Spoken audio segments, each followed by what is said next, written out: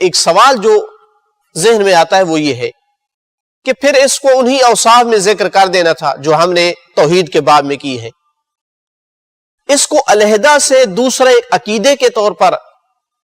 کہ پہلا جو عقیدہ ہے وہ توحید ہے، دوسرا عقیدہ عدل ہے، اس کی کیا ضرورت تھی؟ اللہ تعالیٰ کی توحید کی جو بحث ہوئی ہے اس میں صفات ثبوتیہ بیان ہوئی ہے، صفات سلبیہ بیان ہوئی ہے، وہاں اللہ تعالیٰ کی عدل بھی ذکر ہو جاتی جو کہ اللہ کی صفت ہے، تو کیوں اس کو علیحدہ ذکر کیا گیا؟ اس کے دو سبب ہیں۔ پہلا سبب یہ ہے کہ اس صفت خدا کے بارے میں یعنی عدل کے بارے میں مسلمانوں میں آپس میں اختلاف پایا گیا ہے۔ اہل تسنن علماء جو ہے اس کے دو گروہ ہو گئے، ایک اشاعرہ اور ایک معتزلہ۔ ان میں جو اشاعرہ تھے وہ اللہ تعالیٰ کے عدل کے قائل نہیں تھے،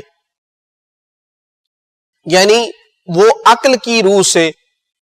جائز سمجھتے ہیں کہ اللہ تعالیٰ ظلم کر سکتا ہے، اس کو ممکن سمجھتے ہیں،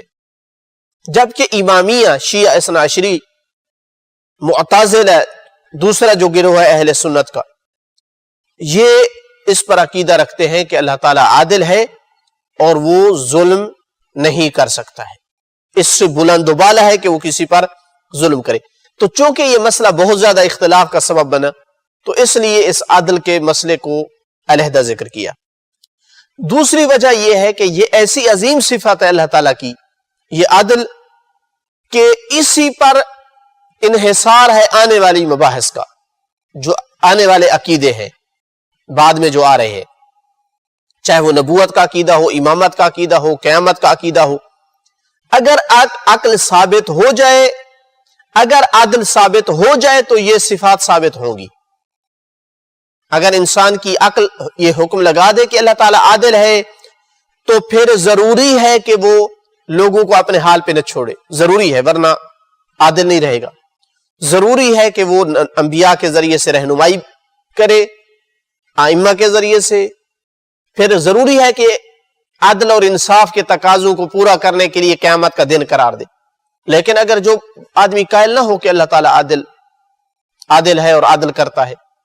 تو پھر ممکن ہے کہ اس کے ہاں پھر نبوت کا سلسلہ جاری کرنا بھی ضروری نہ رہے، امامت کا عقیدہ بھی پھر ضروری نہ رہے، پھر قیامت کا بھی ہونا ضروری نہیں ہے۔ ہو سکتا ہے اللہ تعالیٰ نے دنیا میں چند دنوں کے لیے لوگوں کو خلق کیا اور اپنے حال پہ چھوڑ دے، اور پھر جو ہے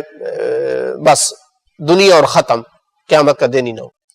تو چونکہ اتنی مہم صفت ہے کہ آنے والے عقائد اسی پر منحصر ہیں، تو اس لیے اس وصف کو علیحدہ بیان کیا جاتا ہے۔